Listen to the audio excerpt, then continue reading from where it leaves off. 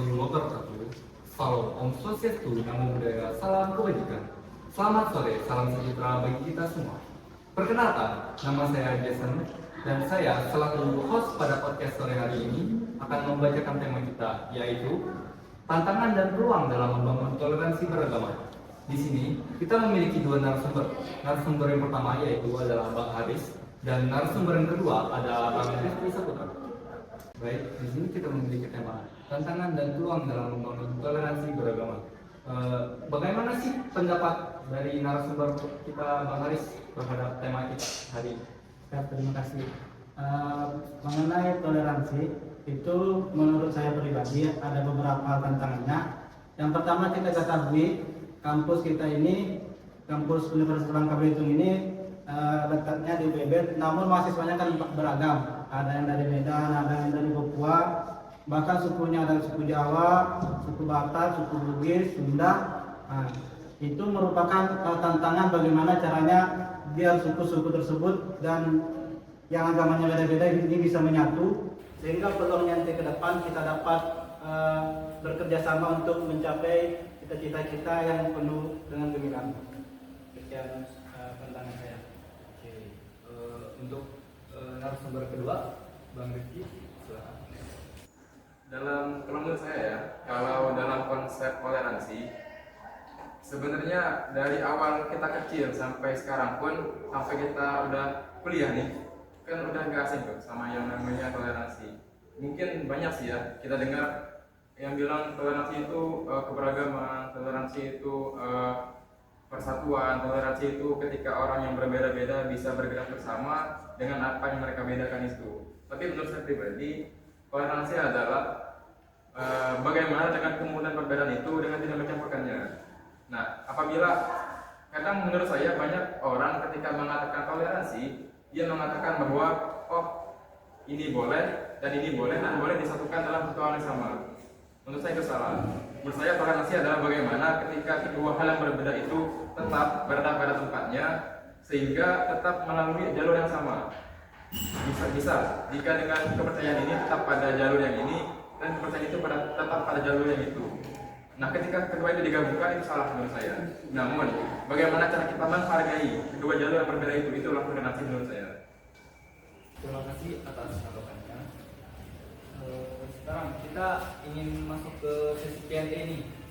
Dan pertanyaan yang sudah saya kumpulin dari beberapa teman. Pertanyaan yang pertama yaitu apa sih dampak pada media sosial terhadap persepsi dan praktik toleransi beragama di lingkungan kampus atau sekitarnya?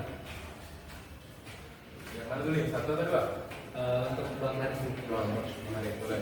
Kalau dalam media sosial, saya masih teringat jelas waktu pertama-tama masuk kuliah di jurusan teknik sipil ini, kami itu karena masih zaman COVID, jadi masuknya itu secara online, gratis. Jadi dari yang kami lihat, senior-senior kami semuanya itu kompak walaupun mereka banyak perbedaan. Misalnya dalam waktu kegiatan waktu Sabtu atau Minggu, jadi sebagian itu senior kami itu izin, misalkan yang non muslim atau yang beragama Kristen, dia izin Sabtu pagi atau Minggu pagi izin datangnya terlambat, dan itu diperbolehkan dengan alasan mereka ini ibadah. Begitupun dengan kami yang mayoritas Islam, saat waktu ibadah kami tiba, kami juga izin untuk melaksanakan ibadah kami dan dipersilahkan. Jadi dari media online tersebut kami merasakan walaupun kami ini beda-beda, tetapi bisa bekerja sama untuk mensukseskan kegiatan kami walaupun ada yang izin, ada yang menutupi. Singkat ceritanya begini, saya punya perumpamaan. Kenapa gigi kita itu tidak serupa atau seragam? Ada yang di depan gigi seri, ada gigi taring, ada gigi geraham. Sengaja Allah Subhanahu Wa Taala itu ciptakan berbeda-beda, sama dengan kita sebagai manusia kan berbeda-beda diciptakan. Nah, jadi karena itu dari keberagaman itu bisa lebih berfungsinya itu lebih keren, lebih wow lah, lebih efisien. Jadi lebih optimal. Misalkan gigi seri, seandainya kita itu makan mangga, gigi seri kita kan cengkeram langsung putus kan, kemudian dia langsung lari ke gigi taring untuk mengoyak-ngoyaknya, kemudian dia langsung ke geraham kan untuk menghancurkan. Coba bayangkan kalau gigi kita geraham semua, makan mangga udah putus-putus. Jadi dengan adanya perbedaan itu, dengan toleransi kita bisa lebih optimal untuk memajukan kampus kita, memajukan diri kita dan teman-teman kita secara bersama-sama. Untuk saudara Reski, Oke, keren nih tadi apa? Apa tadi Pak? Gigi ya?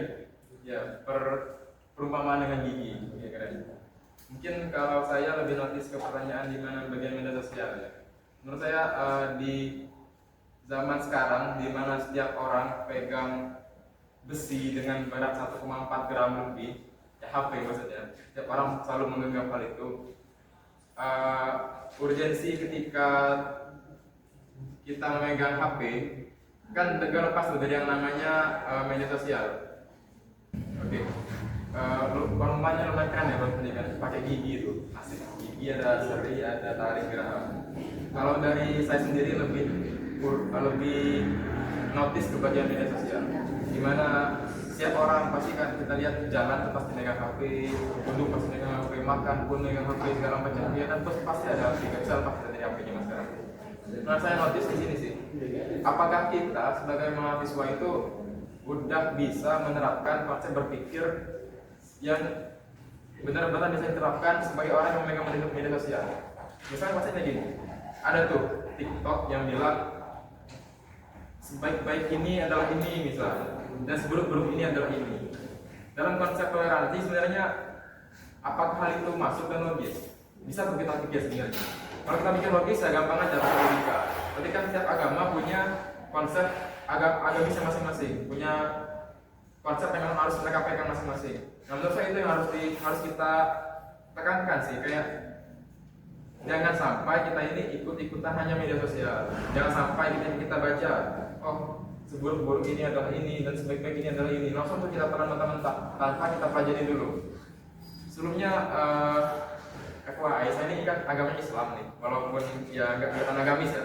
Cuma agama saya Islam dan setahu saya ketika kita melihat ilmu, itu kan ilmu ya Bang, ilmu di media sosial itu kan nggak boleh kita langsung judgement kalau itu benar. Bahkan kalau kita menerima ilmu pun kita tuh ya setahu saya kalau memang kita ingin mengetahui harus bertanya pada guru.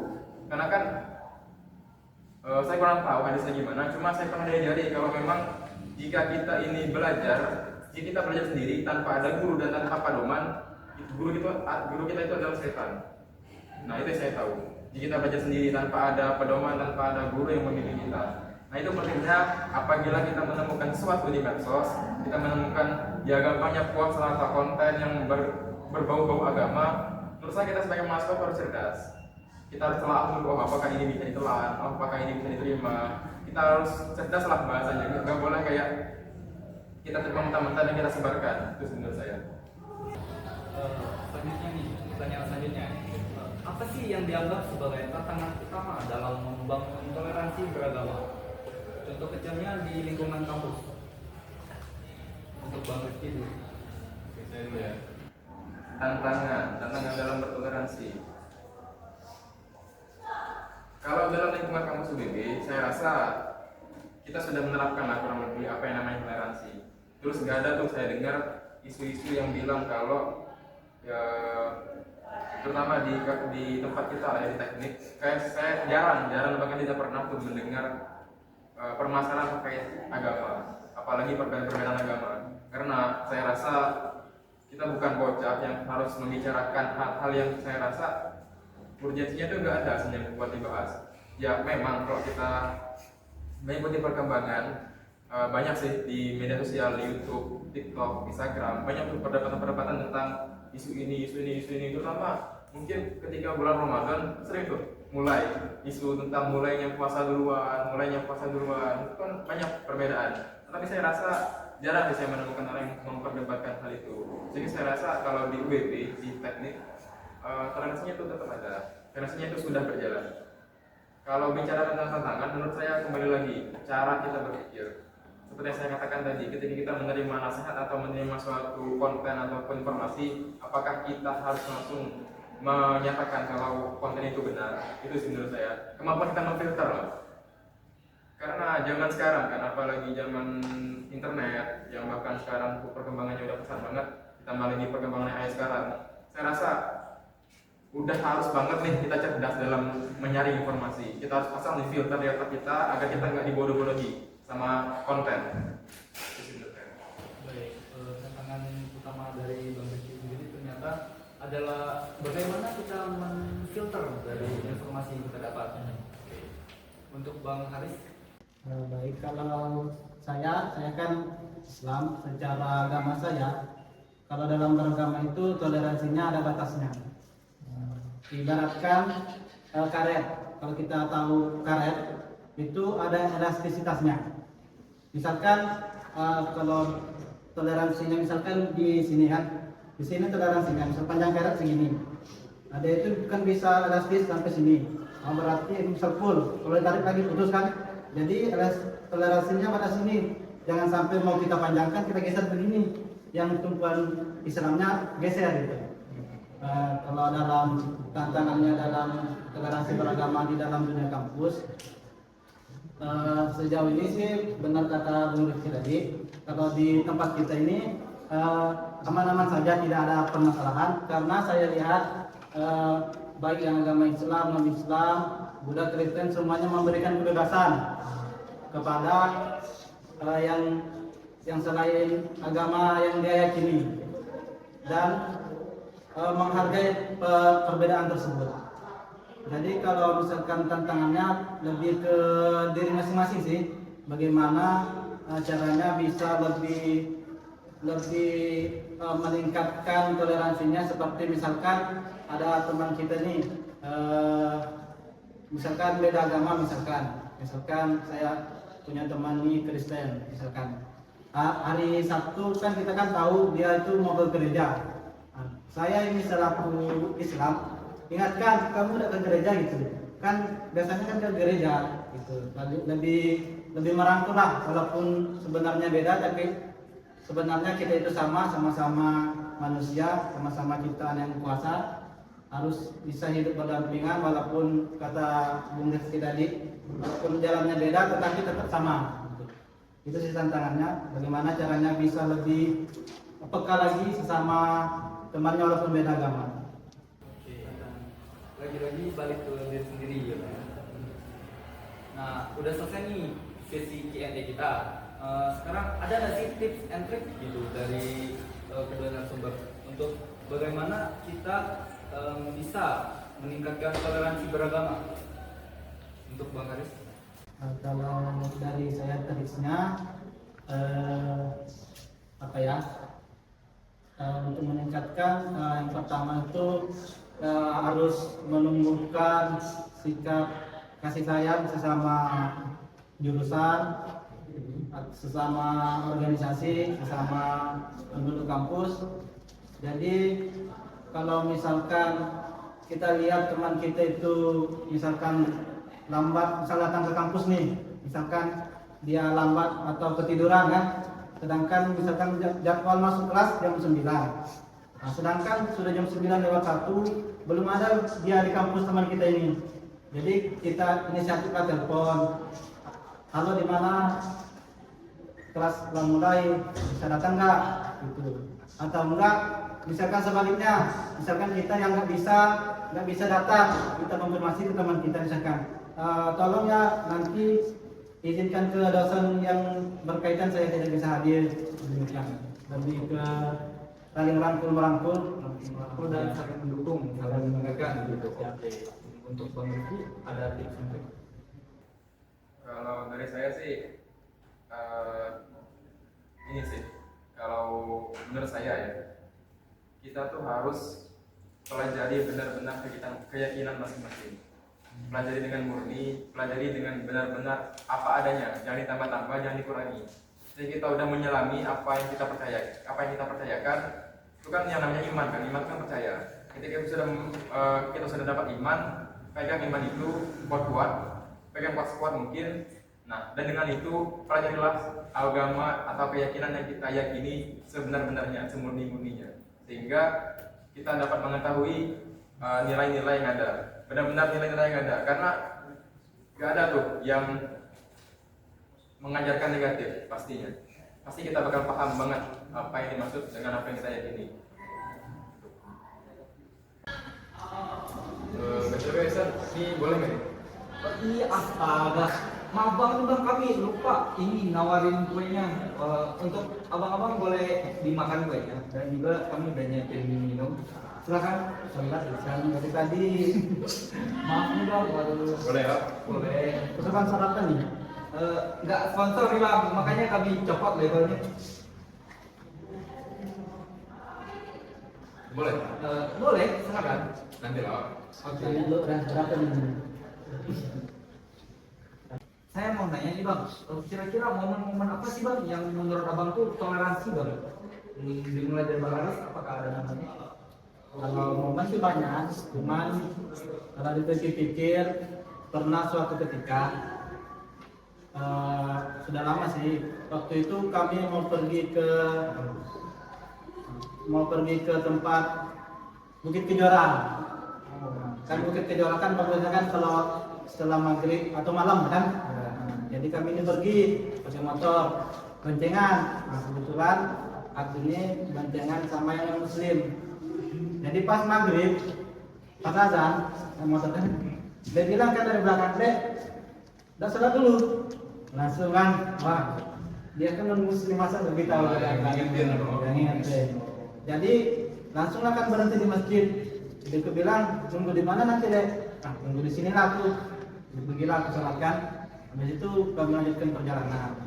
Itu sih jadi yang tadi bisa mungkin terusan yang sholatnya mungkin ditunda dulu gara-gara teman ngingetin sholat dulu kan, karena kan kita juga kadang mikir enak gak ya kalau mampir dulu gitu. Padahal kan sebenarnya harus berani mengutarakan gitu kan. Jadi itu sih momen yang keren banget. Dan juga kalau pas bulan puasa itu, walaupun ada yang non muslim, kami tetap bukber sama-sama gitu. Dan mereka itu yang non muslim, kalau makan itu sebelum buka puasa sembunyi-sembunyi gitu. Enggak pelok-pelokan di depan kami. Jadi keren sih yang non muslimnya udah deh. Keren banget ternyata toleransi ini sangat membawa momen yang sangat mengharukan dan juga tidak terduga. Iya. Terduga itu. Yang penting itu jangan takut untuk bilang mengutarakan. Komunikasi. Oke. Untuk Bang Rifki, Kalau saya sih ini ada momen waktu kegiatan himpunan itu agendanya itu agenda Islam di bulan Ramadan. ya. Dan sering juga kadang kita kan sebelum ujian tuh ada yang namanya doa bersama. Nah itu nggak pandang agama tuh, kawan-kawan yang memang walaupun bukan Islam pun tetap membersamai. Nah itu yang kayak bikin respect sih. Walaupun kadang mereka bertanya, "Bang, ini kami boleh nggak ini sebenarnya nih gabung di sini?" Ya nggak masalah sih, asal jangan ya ibadahnya ibadah kita, cuma jangan dicampuri, hanya itu aja. Jangan waktu ketika ibadah pun maka mereka langsung sih ketika kita ibadah mereka langsung kayak dari tempat yang memang bisa mereka memisahkan diri, langsung memisahkan diri, nggak mengganggu ya, biar nggak berisik juga, biar nggak mengganggu ibadah yang sedang dilaksanakan. Karena waktu itu momennya lagi ini sih, lagi taraweh waktu itu kan, taraweh bareng-bareng kan. Nah biar nggak mengganggu, jadi teman-teman yang nggak sholat itu, yang nggak beribadah itu, ya mereka mencari tempat yang sekiranya nggak mengganggu. Ini banyak sih kalau mau ngomongin momen sih ya, kayak Bang Hanis tadi relate juga sih yang ke bukit atau kita jalan-jalan. Kadang bahkan kita pun kayak, oh temen nih ngingetin loh. Padahal kan sebenarnya kan bukan tanggung jawab mereka sebenarnya, kayak langsung nanyain gitu. Kadang pun diri sendiri pun bertanya kayak, nah nih kita nih langsung minggir ke masjid, padahal mereka mungkin ada yang mau dikejar waktu segala macam. Tapi respect sih kawan-kawan langsung kayak yuk sholat dulu, yuk kita sholat dulu gitu. Ini bang makan. Mas makan juga sih? Enggak, kami di backstage aja bang. Oke, boleh. Oke, kita udah ngobrol-ngobrol banyak ya bang. Kira-kira ada nggak sih pesan dan kesan gitu dari abang-abang sekalian terhadap toleransi beragama? Dimulai dari bang Haris aja dulu. Kalau dari saya pribadi, kalau pesannya yang pertama kita itu harus saling menghargai, walaupun bukan sesama seagama, bukan sesama sesuku, tetapi sesama makhluk manusia harus bisa memanusiakan manusia. Kalau zaman dulu itu terlihat jelas. Zaman dulu ini kisah saya sebentar, kisah sedikit.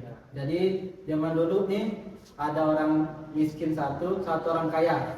Misalkan ada orang miskin lewat ya, Jason, aku bilang kan, Jason, bagaimana menurut orang itu? Itu kan dia kan rencananya kan miskin.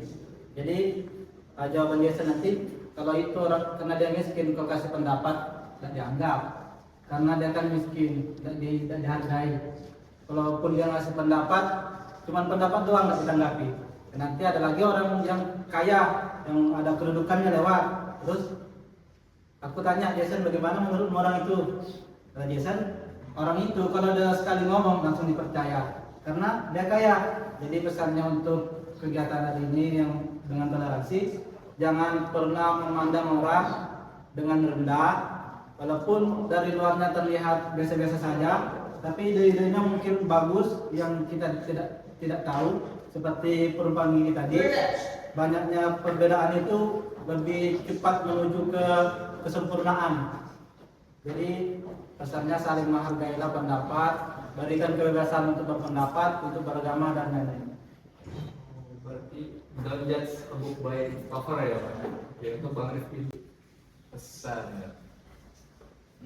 Menurut saya kalau pesan dan kesan, boleh cerita nggak? Boleh ya? Boleh banget Oke. ya. Pernah waktu kecil saya tuh lihat ada nih salah satu kelenteng itu bagi-bagi sembako, dan saya lihat tuh 20%-nya itu kurang lebih, 20%-nya itu bukan yang beragama Konghucu, bahkan saya pun kenal beberapa orang di situ.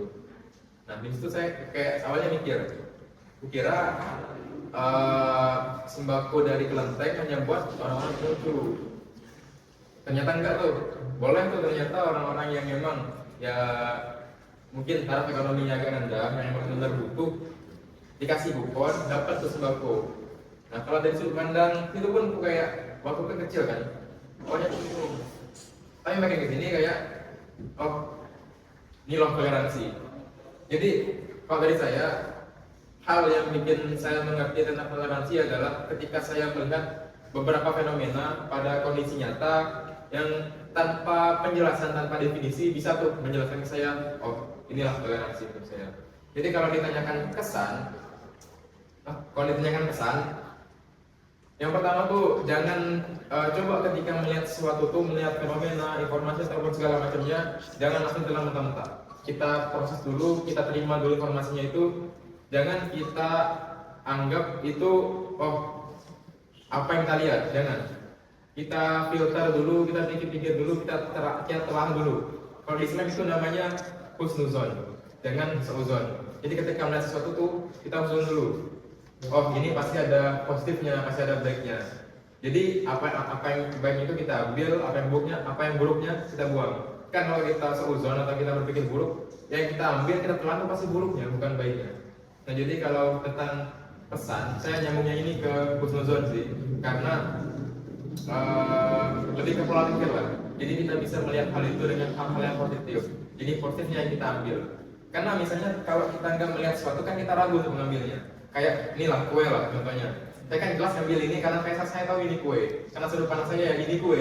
Tapi kalau saya lihat ini ya mungkin kerikil misalnya kan nggak mau lah saya ambil, nggak mau saya makan, nggak mau saya punya. Terus saya tanya. Betul banget. Oke, makasih nih buat kesan dan pesannya dari kedua narasumber kita yang sangat luar biasa. Tepuk tangan dulu untuk kita semua. Baik, yang dapat saya tangkap di sini adalah jika kita melihat sesuatu, lihatlah dari sisi positifnya terlebih dahulu, jangan melihat dari sisi negatifnya. Dan juga dimanapun dan dengan siapapun kita harus saling menghargai. Oke, mungkin segini aja dulu untuk podcast kita hari ini. Terima kasih buat teman-teman yang udah nonton sampai akhir. Saya akhiri, wassalamualaikum warahmatullahi wabarakatuh. Sampai jumpa di podcast selanjutnya. Dadah.